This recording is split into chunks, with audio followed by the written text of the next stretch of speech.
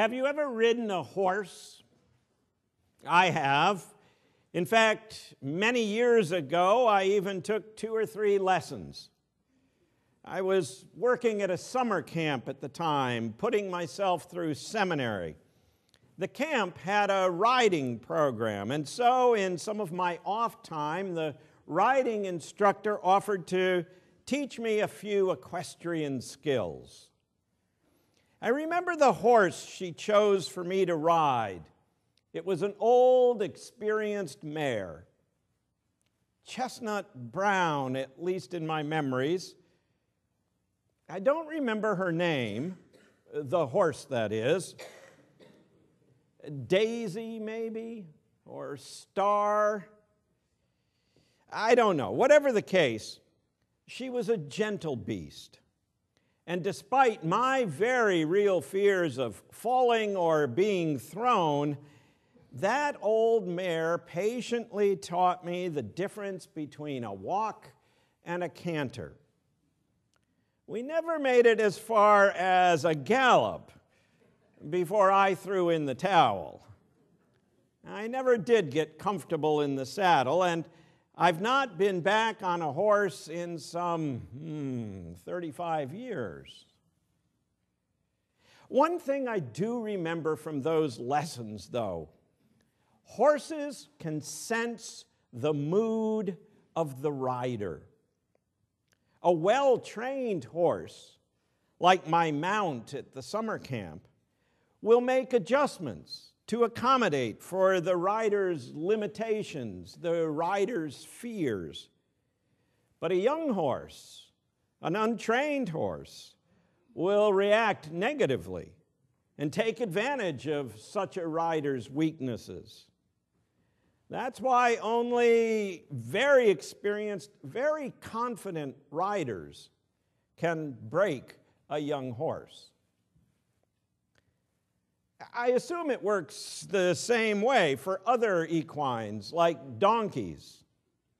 So it's rather intriguing that Jesus chooses to ride into Jerusalem not on an experienced animal, be it a horse or a donkey, but rather on the back of a colt, a young donkey. One, Mark tells us, one that had never been ridden. Now, I know that there are lots of ways to explain this. Yes, the reference to an unbroken colt may simply be Mark's way of historicizing the prophecy in Zechariah that said the Messiah would ride in on a foal, on a colt. Yes, there is the contrast drawn by many scholars between the simple donkey colt Jesus rides on and the grand stallions military rulers used.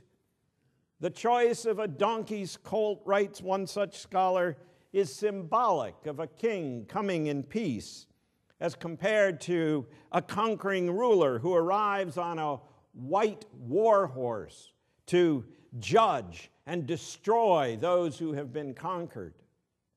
I know all that. I also realize that an unridden colt may relate to the mandate in the Hebrew Scriptures that, as William Barclay writes, an animal used for a sacred purpose must never have been used for any other purpose. What more sacred purpose than Jesus riding into Jerusalem to be crucified? Yes, all of that makes sense to me. Indeed, the unbroken colt carries a great deal of symbolic importance in this story. But still, I am intrigued by the plain and simple fact that the colt is unbroken. Not that it had never been used, but that it had never been ridden. Now, granted, Mark may have left out some rather significant details here, like Jesus being thrown the first time he tries to climb on its back. Or Jesus having to deal with a whole lot of bucking and sudden stops, or any of the other ways a donkey can show its displeasure at being ridden. But Mark doesn't say any of that. The way Mark tells the story, the entry into Jerusalem is unmarred by equine temper tantrums. Jesus rides into the city, and there is enough commotion to rile up any horse or donkey. He's surrounded by a noisy throng of his followers, but in the midst of their waving palm branches and shouting, "Hosanna!" his mount remains calm. And why is that? Well, if my riding instructor was right, the colt remains calm because Jesus was calm. Jesus was confident. The colt remains calm because Jesus knew what he was doing. Just imagine it. Time and again, the Gospel of Mark tells us that Jesus warned his disciples several times that he's going to Jerusalem to die. We're going to Jerusalem, he tells them, and I'll be arrested, mocked, tortured, spat upon, flogged, killed. He paints a gruesome picture. What awaits him in the holy city is nothing short of horrific. Yet despite all that, Jesus remains calm in the face of what our closing hymn calls the approaching sacrifice. And how is that possible? How is it possible for Jesus to remain so calm? It is because of his faith. Not his faith in his equestrian skills, though those may have been of a high caliber as well. No, his faith, his trust in his calling. His faith in the one who called him. It is his faith that allows him to be calm. And that faith, that confidence, that is promised to all those who follow his way. That ability to remain calm whether times are Palm Sunday good or Good Friday bad is granted to all who take up the way of Jesus. Those who follow Jesus are not promised a life free of trials and tribulations. You know that as followers of Christ. You've faced unexpected death, incurable diseases, divorce you never saw coming. Some of you have faced the death of a child or of a beloved spouse or losing a job you adored. There's no promise we'll be free of trials and tribulations. But we are all promised the confidence and calm we need to address them.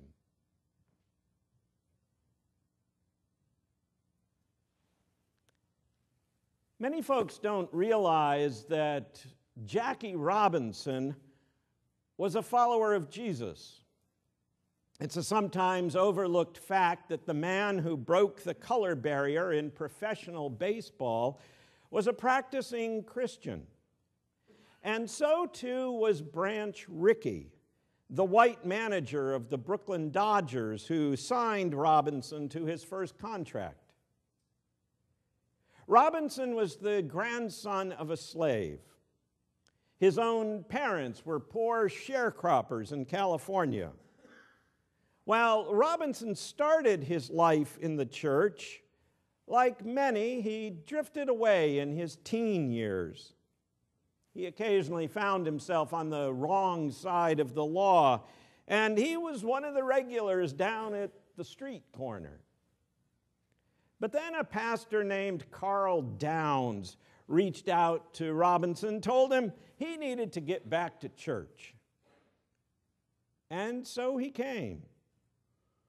In time, he started teaching Sunday school classes, and his religious faith became very important in his life. Robinson, you may know, was not only a good baseball player, he also excelled at several other sports, including football. But even if he'd had a rough game on Saturday, Robinson showed up on Sunday morning. Biographer Arnold Rampersad writes, "Faith in God then began to register in him as both a mysterious force beyond his comprehension and as a pragmatic way to negotiate the world." In time, Robinson was signed up to play for the Kansas City Monarchs, one of the premier teams in the Negro Leagues. A scout for the all-white Brooklyn Dodgers had spotted Robinson and reported back to the team's manager, Branch Rickey, about this extraordinary player. Rickey was a devout Methodist. He even refused to go to ball games on Sunday because of his beliefs. He also believed, more importantly perhaps, that there was no reason why a black player shouldn't be playing Major League Baseball. And Robinson, it appeared, would be a good choice of a player to break the color barrier. So Rickey called him to his office to propose just that. Rickey was very straightforward about it all. He told Robinson that while his skills as a ball player, his ability to hit and throw and catch were vital, what really mattered was his ability to handle the abuse he would most certainly receive. For there were many who would take exception to a black player being on the field. "I know you're a good ball player," said Rickey. "What I don't know is whether you have the guts." Robinson immediately responded. Was Rickey challenging his manhood? Of course he could defend himself. "No," said Rickey, "that's not the point. I'm looking for a ball player with guts enough not to fight back." Rickey then laid it all out on the table. There would be hotel clerks who would turn Robinson away at the door, waiters who would be rude and ignore him and be coarse in their treatment of him, players on other teams who would deliberately knock him down as they came into base, or worse yet, spike him while muttering under the breath, "There you go, nigger." And then there would be so-called fans who would hurl all manner of insults at the new player. But no matter what, Rickey declared, Robinson could not retaliate. And knowing of their shared faith, Rickey reminded him of one of the key teachings from the Sermon on the Mount. "You have heard it said, an eye for an eye, and a tooth for a tooth. But I say unto you, who shall ever smite thee on thy right cheek, turn and give him your left also."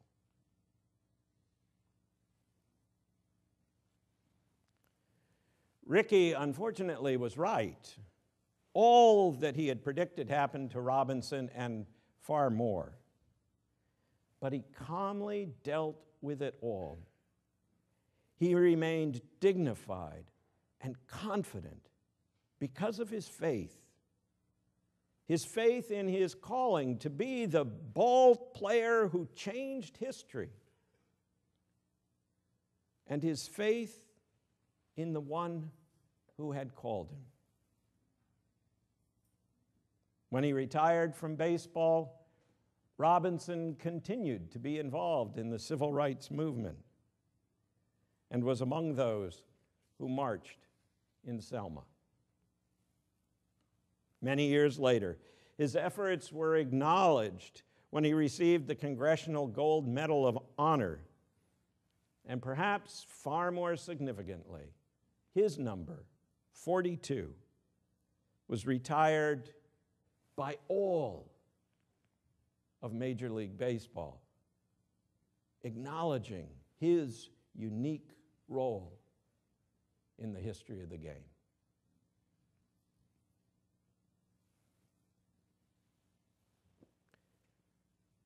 Friend, are you looking to be more confident? Are you longing for the kind of peace that can calm a Colt or integrate a major league sport? Then have faith. Trust in the one who called Jesus so long ago. Have faith in the one who called Jackie Robinson in our own lifetimes. Have faith. For that one is still calling. That one is still there to help you handle anything life can throw your way. You may not be able to see the resurrection that lies ahead. Not yet. But have faith.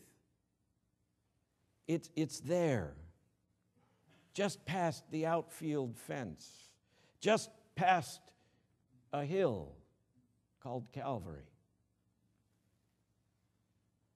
It's there, waiting for you and for me. So remain calm. Be confident. Know you are cared for by the one who calls us to a greater reality. For after all, as Jackie Robinson once said, there's nothing like faith in God to help a fellow who gets booted around once in a while. Amen.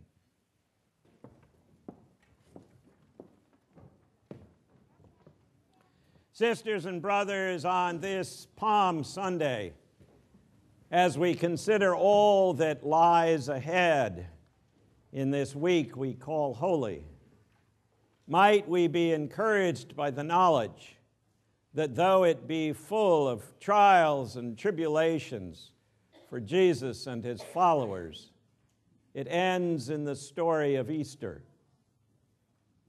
Might you too, as you face not just this week, but your life, remember that though it may be filled at times with trials and tribulations, you too can take hope in that which lies just beyond our sight. Might you have the faith of Jesus. Might you have the faith of Jackie Robinson and Branch Rickey. You may not integrate a major league sport. You might not die for humanity. But there are ways you are called to make a difference. Go, discover your calling, make that difference. Go in confidence, for God goes with you. Amen.